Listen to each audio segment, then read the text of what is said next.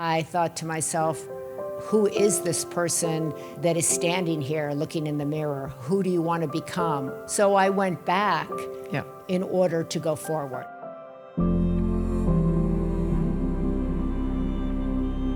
We all have heartbreak, and we all have the power to heal. What if heartbreak isn't just something to survive, but something that teaches us how to actually live? In writing the poems in my book, I Am Maria, I set out to go within, to understand myself beyond the roles I've played and the losses I've carried. On this tour, I opened that journey up to conversation and learned even more.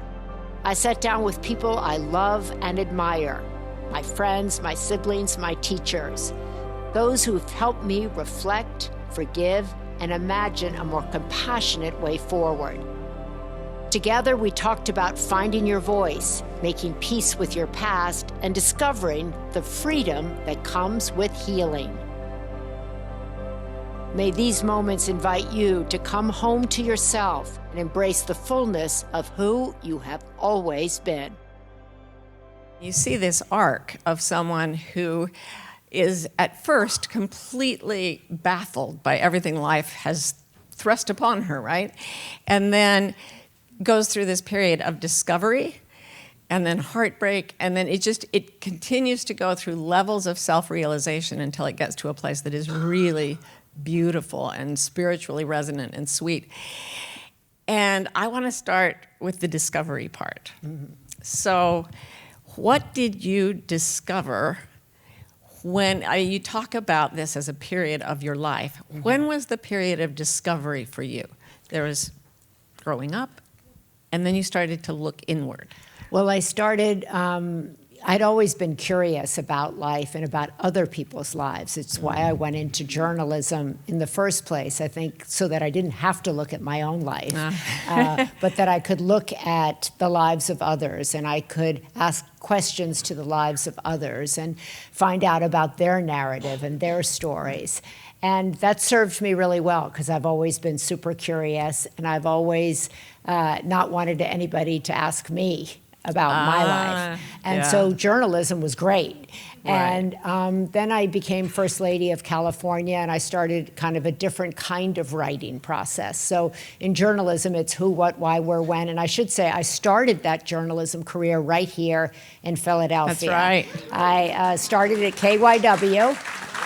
And the news director tried to break me there. It's the only time I cried at work. It was in that building, in the bathroom, in the newsroom. It was also there that I decided I do not want to do local news. And I then went from there to Baltimore and kind of worked my way through the journalism field. And then when I became First Lady of California, I started writing and speaking from a different place, because I started to speak on behalf of women. I started to speak on behalf of issues. I started to use the political experience that I had been raised with, and it kind of met the journalistic experience that I had had. So it was kind of an interesting fit for me in that role.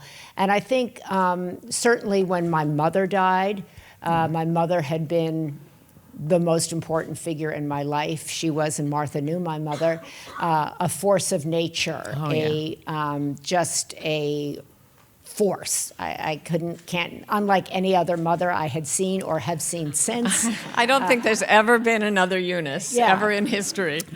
She would like that. She would like that. But she was, growing up with her, I'm one of 5 kids. I'm the only girl. Yeah. And so she was my role model, but she acted like a guy, she dressed like a guy, she was as forceful as a guy, and she hung out with all the guys. So I was like, and my dad was planting flowers, so I was confused, he was starting the Peace Corps and all this sort of stuff, but it was, there was a bit of it was different. He was like, just a different kind of a guy, and she was a different kind of a woman. So I think when she died, which was something that I had feared my whole life, how was I going to survive her death? And kind of in rapid succession, she died. Then my father, who'd had Alzheimer's for about 8 years, he died. Then my uncle, who was the kind of guiding force in our family, he died. Then my First Lady job came to an end. Then my marriage came to an end, and I'm like, wait, what?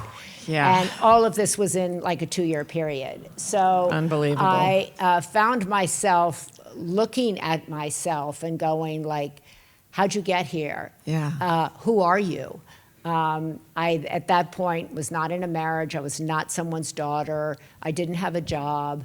And I had 4 children who were looking at me. Yeah. And I was looking at me. And I thought to myself, who is this person that is standing here looking in the mirror? Who do you want to become? Where did this all start for you? Right. Where did your heartbreak first begin? Where did your longing begin, your loss begin? What is that you are feeling in here?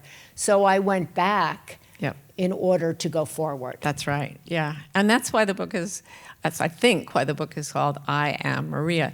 Because I don't think I ever realized until I started to get to know you. You know, everybody knew the story of your famous family. Yes. There's a poem about being 8 years old and being pulled out of school and told your uncle's been shot.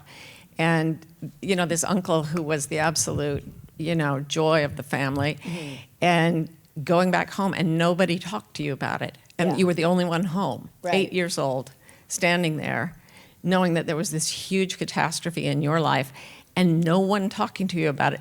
And I think it's not that this is a Kennedy tell-all. It's just that I don't think people understand what you went through as a child in the center of that incredible historical event.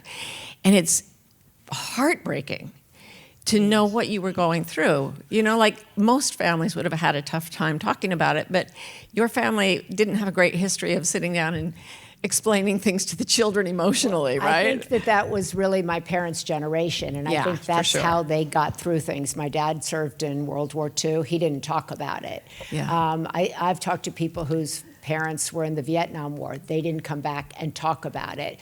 My mother had an older brother who was, you know, killed in the war, an older sister who was killed in a plane crash, a sister who with an intellectual disability who was sent to live away. And so none of these things were processed, and I think that was a way for a generation to process grief, was just, okay, it happened, let's carry on. Let's keep working, let's go out and change the world.